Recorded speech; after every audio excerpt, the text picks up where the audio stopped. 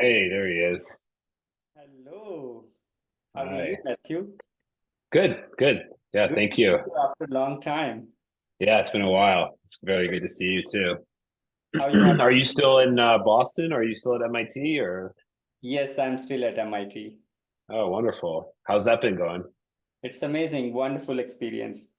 Good, good. So many congratulations on passing PMP exam, and I'm really happy. A few days back, Carl Park passed PMP exam, and he told me. Yeah, yeah, And now you passed PMP exam. So once again, congratulations. Thank you so much for your time for yep. this lessons learned session. So let's start with brief introduction. Where do you work? What's your position? And specifically industry and how PMP is relevant to your work. Yeah, so my name's Matt Kiefer. I'm a group delivery manager at Workiva, and I'm responsible for managing a team of delivery managers under our automation and connectivity pillar, um, which is Workiva is a software company, primarily a SaaS B2B software company that specializes in the office of the CFO for powering transparent reporting in the financial sector. So, yeah, and so you mentioned how does the PMP help me in my role? I think for me, it's primarily provides a foundation of um, themes and processes and procedures for me to be able to implement in my day to day so that I am able to help effectively solve some of the problems that are inherent in the complex environment that we live in software development. So the things that I took away from the study time and the study group with you were really more formulaic ways of making sure that um, our PMO in Workiva is operating as efficiently as possible to solve the problems that are facing our projects every single day. So, All right, great. Okay, what was your exam preparation strategy? What's the process that you followed? yeah, this exam preparation started with your course, which was, I believe, a 3 day, 4 day in person boot camp, which was pretty rigorous. We went through the entire PMBOK sixth and seventh edition. And so high level of detail there and kind of foundational principles that were taught by you, which was very, very valuable. From there, kind of the strategies that I took was to, I think in the class you mentioned to try to attempt to take around 2,000 practice questions and that you'd be successful. So my exam preparation was primarily focused around taking as many practice questions as I could. Uh, I think probably outside of the notes from your class, the most valuable resource was just exam prep questions, which malarkey. I did a bunch of those from the book that you provided us, as well as I did pay for the PMI study hall, which I found to be very valuable. I took all of the practice exams there. They have a couple full length practice exams, as well as multiple 15 or 20 question practice exams as well. And so those I found to be very challenging and much more difficult than what I found on the actual PMP exam. I'm glad I was able to take those. And that was kind of the extent of my study was doing all of that. I think I was left with roughly about a 73% average on study hall on my practice exams there across all of them. And that ranked me in, I think, the 61st percentile in their data dashboard that they have there. And I ended up passing the PMP above target in all three categories. So, yeah, Wow, amazing. So, yes, if you get 70% or more in mock exams, mean you are on the safer side. So, that's good. yeah, yeah. Okay, how much time did you allocate to studies from start till end? Yeah, so I don't have the calculations in front of me, but um, it was probably around roughly outside of your class, which I think was like 35 hours. I think there was probably an additional 30 to 40 hours of individual time that I put in to studying, and I crammed that a little bit more than I probably needed to, but I did a few hours a night after work of answering mock exams and then revisiting concepts that I missed questions on. So it was take the exam, find the questions that I missed, revisit the concepts of those, understanding why I missed them. And so there was a few hours of that each night. And then on the weekends, when I'd have a little bit more dedicated time, I would usually do one of the full length exams, which was about 4 hours. And so it was probably roughly in the 30 to 40 hours. So somewhere in the 60 to 80 hour range with the boot camp and the personal study time. All right. And did you manage your time on weekdays or weekends, and how was the distribution? Yeah, it was fairly evenly distributed. I would say weekdays, depending on how long my workday was, it was usually an hour to 2 hours a night. So somewhere between 5 and 10 hours a week during the weekdays, and then on the weekends, it was roughly about 3 to 4 hours a weekend. So somewhere in that 6 to 8 hours on the weekend. So somewhere between 6 to 8 hours on the weekend and about 5 to 10 hours during the week was, and I did that for about three weeks. 3 weeks. All right. Yeah, yeah. That's great. And let's talk about exam. Did you take the exam at the exam center or online at home? Yeah, I did take the exam in the exam center as you recommended, and I'm glad I did, especially with how long it was and knowing the technical issues that could come up and how strict they are. And so I'm glad I took it at the exam center. I appreciate the advice on taking it in the exam center.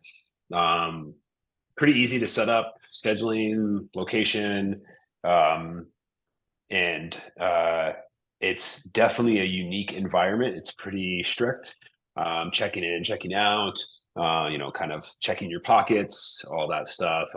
They did provide noise canceling headphones, which I found to be really beneficial.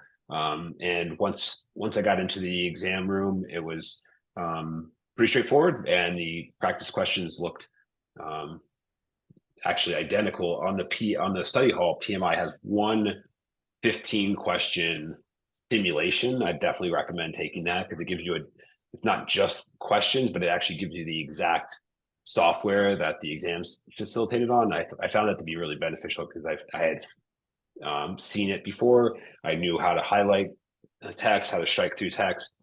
So it was easier for me to get acclimated rather than just seeing that for the first time. So that was really beneficial as well. That was on the study hall and PMI. All right, great. What were the major topics which were discussed in the exam, if you could recall some of those? It's definitely a lot more agile focused than I thought it might be. But it was definitely a lot of, probably one of the biggest themes that I saw was correct answers or most logical answers were around collaboration and action. I think it's less around documentation, or it was definitely more around, work with the product owner and figure out how to move this forward, or work with the engineering manager and figure out how to work this forward.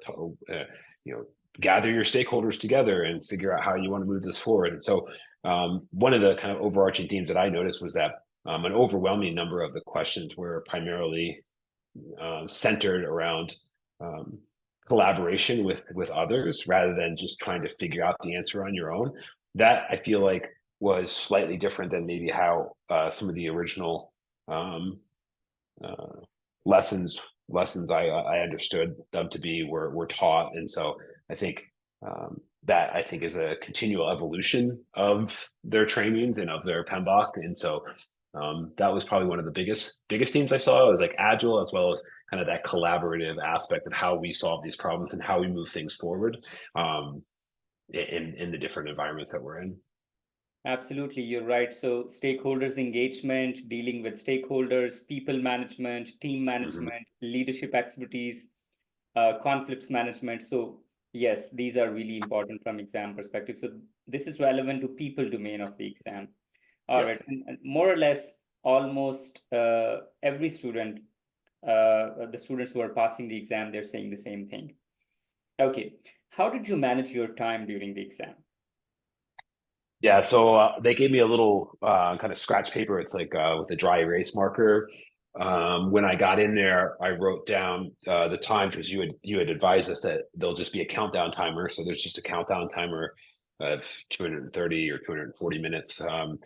And so I wrote down I think 150 or 155 on the notebook, and then I think 80 just to give me kind of guidelines of like when to stop or when to be working towards. I didn't find time management to be nearly as concerning as I thought it was going to be. I think maybe I was well prepared and I found the questions to be easier than I thought. I also thought that they were shorter form. The length of the questions they weren't as verbose as a lot of the practice questions. And so it was easier for me to read through them fairly quickly and find the correct response. And so the time management component of this wasn't as concerning as I thought it was going to be, but I was prepared to manage my own time in there, and I was adamant about making sure that I finished with enough time to take my break and to go out and walk around and get some food and some water.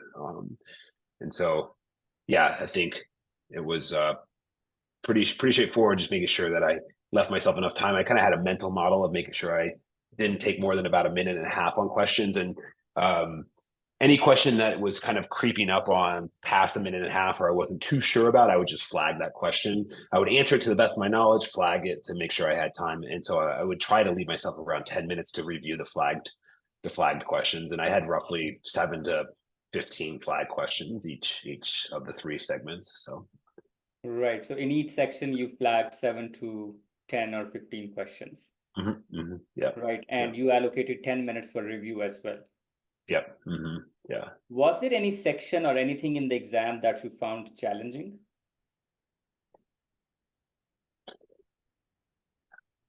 No, and I don't. I think it was overwhelmingly much easier than I thought it was going to be. But I think that was I think that was a result of the amount of preparation I did and the number of questions I did.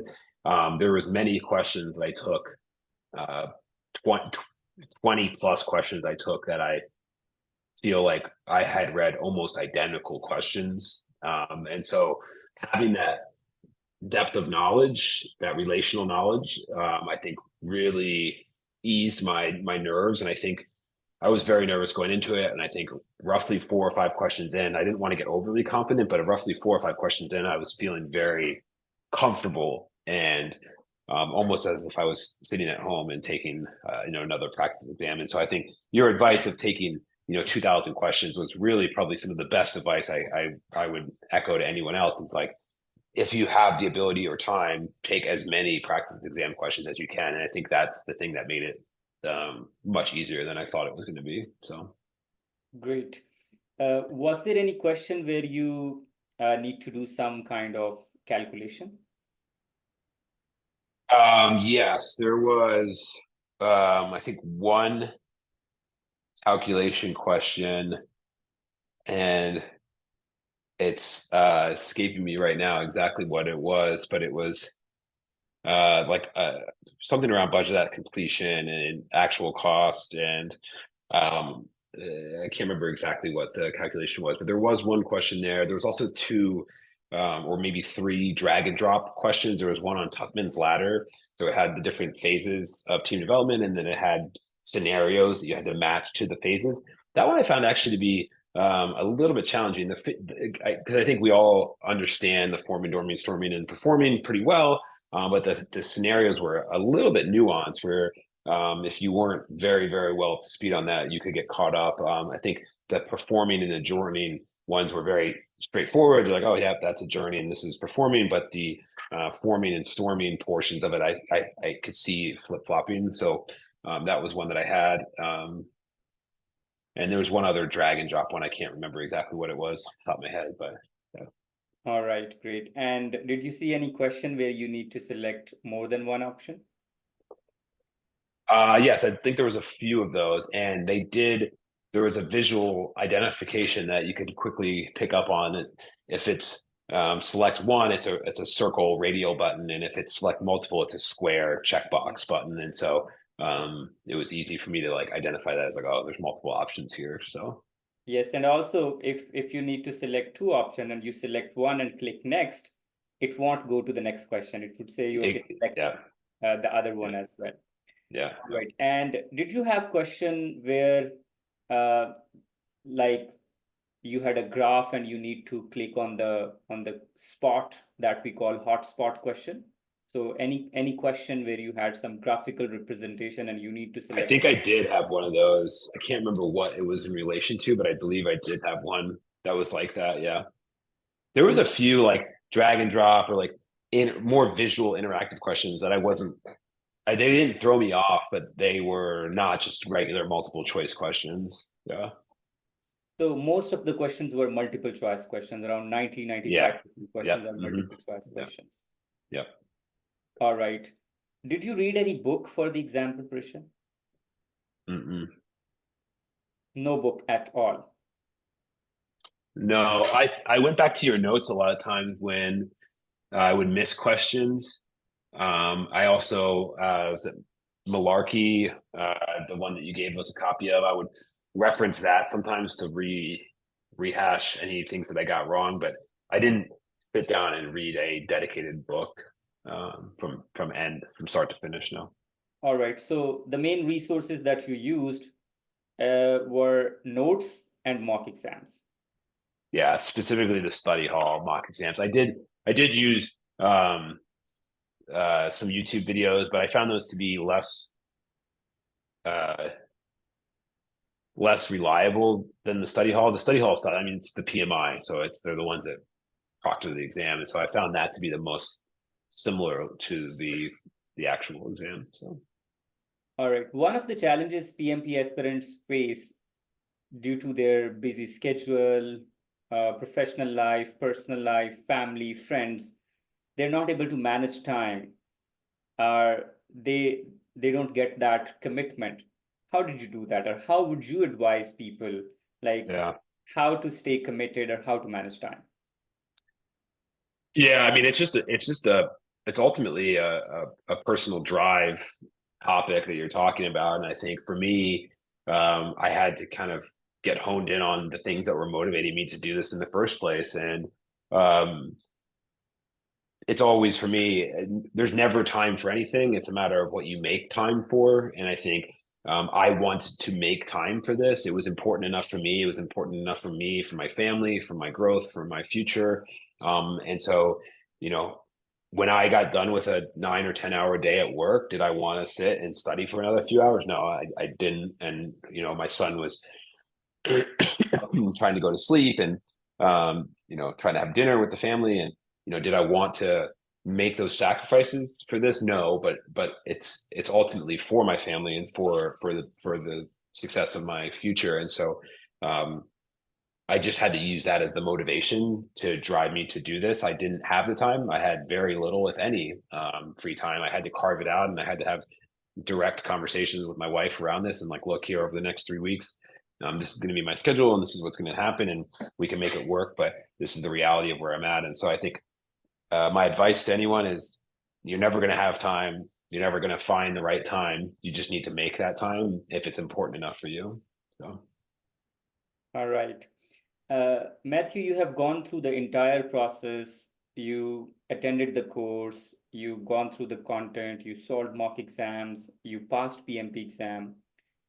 Do you think that this course is really helpful in terms of learning new concepts, new methodologies, new frameworks, apart from just a certificate? yeah, I do. I think that there's a lot of good foundational knowledge that can be learned in this course, probably more than I thought there was going into it. And there's things that I will hold very close to me for the rest of my career from what I learned in this training. And so I think not just from a um, business perspective, but also from a people perspective. I mean, they drive a lot around that intrinsic motivation of teams and stakeholders, and I think there's just a lot of really valuable concepts that translate fairly directly to our day-to-day working life. And so, and there's a lot of tools that they talk about that I haven't even gotten the chance to use, but I am familiar with them and I'm aware of them. And I think ultimately I am, like I said, aware that they are there. And if I come across a problem that could be beneficial to use one of those tools to solve them, I will feel comfortable finding out how to use that tool to solve those problems. And I think that that's really valuable for me. All right, great. So I was telling to some of my students, like I had one of the best PMP course with you guys. That was amazing. And same I was discussing with Carl. Did you get a chance to talk to your colleagues after passing PMP exam? Yeah, everybody was really proud and really happy, and that always feels good. So I'm very grateful for the lessons that you taught me, and grateful for Carl for motivating me to get it on the calendar. And Mike's next. I think Mike is next week or the following week. Um, hopefully that'll be the third one from your class that gets the certification. So yeah, it's been good. Colleagues are grateful and proud of me, and that feels really good. So thank you. Great, great, great. Matthew, thank you so much. Almost we have covered everything. These lessons would be really helpful for people who are preparing for the exam. Thank you so much for Thanks. your time. Thank you for, sharing your knowledge. And once again, congratulations. I'm very happy on your success. Now you must be having some time for your family, for your son, for your wife. So uh, Yep. congratulate to them as well. Celebrate your success, and we will be in touch.